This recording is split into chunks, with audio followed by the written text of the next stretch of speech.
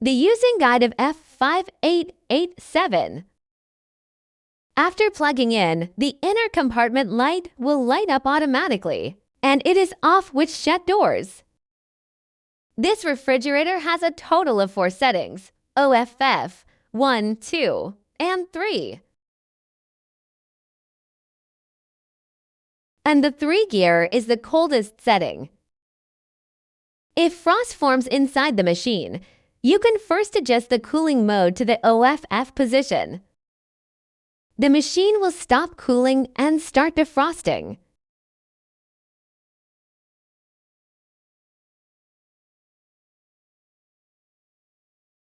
After the frost has completely melted into water, wipe the back of the machine with a paper towel.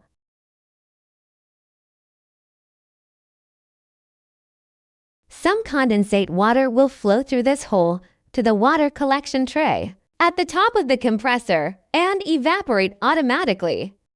If you find that the refrigerator is not cooling normally after being opened, please touch the side of the refrigerator to check if it is getting hot, and report the situation to the after-sales service team.